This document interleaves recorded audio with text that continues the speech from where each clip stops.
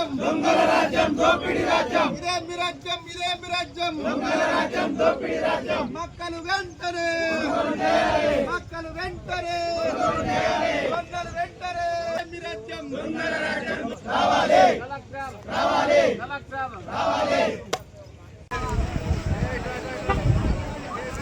కట్ది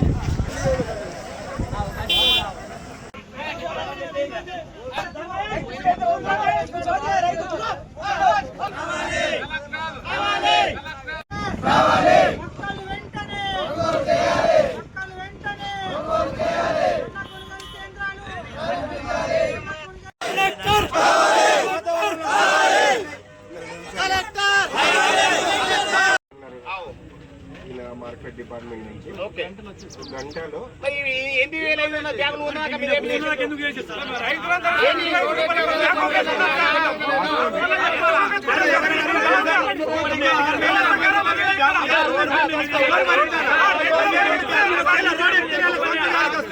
ఈ నెల 12 ఒకసారి 150 సంచులు పనికిరాని సంచులు వస్తున్నాయి. 150 సంచులు ఒకవేళ వర్షం పడితే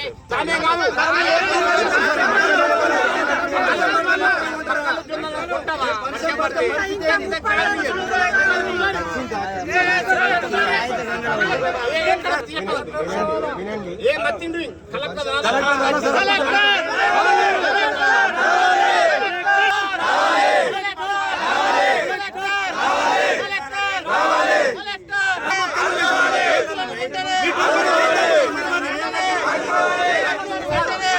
మా రైతులందరూ తరఫున మాకు ఇయ్యాల దాకా మా సొంత బ్యాగులు పెట్టి మక్కలు ఇక్కడ ఏది కంటలు చేపించాం.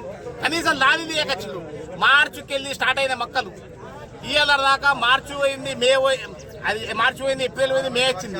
ఇంకా వాళ్ళ దగ్గర వర్షాలు వస్తాయి. మేము మక్కలు ఎప్పుడు అమ్మాలా, జొన్నలు ఎప్పుడు అమ్మాలా, ధాన్యం ఎప్పుడు అమ్మాలా? ఈ గవర్నమెంట్కి ఏమైనా సోయిసం ఏమైనా మా పరిస్థితి ఎవరికి చెప్పాలా?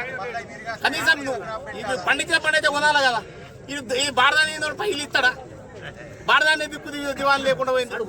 దయచేసి మేము ఏదో రాజకీయాలకు లబ్ధి కోసం కాదు, మేము ప్రజల పక్షాన ఇక్కడ రైతుల బాధని చెప్పుకుంటున్నాం. అంటే అందుకోసం అంటున్నాం. కలెక్టర్ వచ్చి మార్కెట్ డిఎం వచ్చి మా ధాన్యం ఇప్పటిదాకా కొట్టదు, ఇప్పటిదాకా అయిపోతే చెప్పాలా. కానీ మేము వచ్చేసి చెప్పేసేది మీరు లేచిపోయిందంటే మేము తమాషా కోసం వచ్చాము.